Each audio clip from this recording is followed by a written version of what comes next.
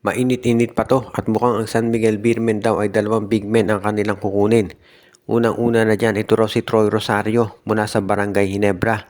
Ang kukunin ng San Miguel kapalit ni Mawala Tautua. 3-team trade ang mangyayari. Hindi pa natin tiyak kung sino yung isang team na involved dito, baka Terra Firma.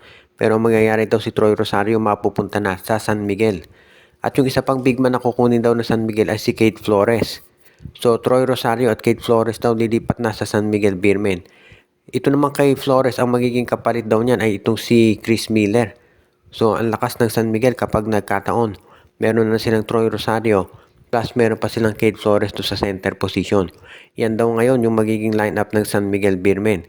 Kung sa bagay, itong si Troy Rosario, matagal na yung napapabalita na mapupunta sa San Miguel. At sabi nga nila, yung kasing laro ni Troy Rosario, bagay sa San Miguel dahil yung style nito parang si Arwin Santos at yan naman daw talaga ang kinakailangan ng SMB.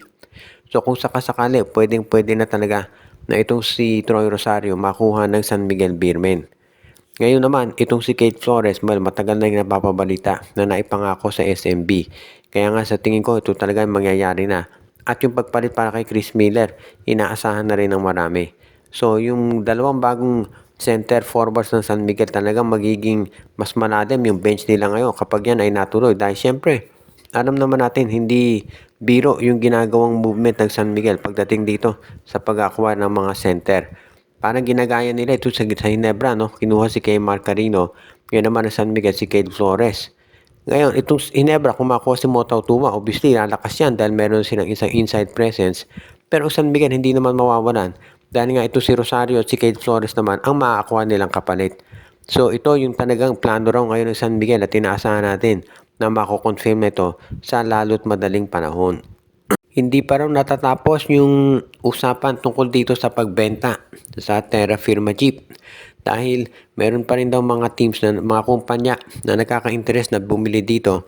At kabilang na dyan, ito raw Star Horse Shipping mukhang gusto ulit subukan na mag-submit ng buy offer para dito sa Terra Firma Jeep. Samantala naman, itong Wilcon Depot at itong Tuxtugo ay kabilang din doon sa mga teams daw na interesado na bumili dito sa nabanggit na koponan.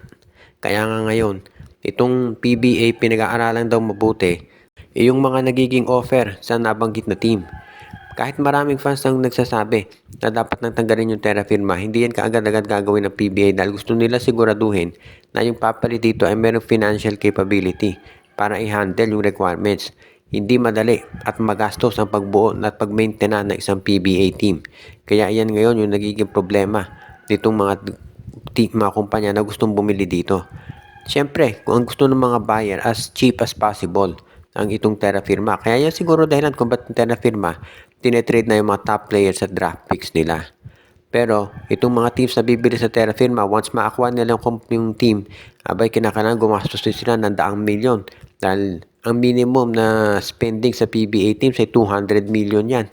Kung yung mga players, yung coaches, yung mga physicians nila, siyempre yung mga ball boy dyan, yung mga water boy, at siyempre yung pag-maintain ng medical staff niyan at yung pag-access to sa mga gym. Pag nagkasakit o na-injure yung player, ang sasagot niya siyempre yung koponan.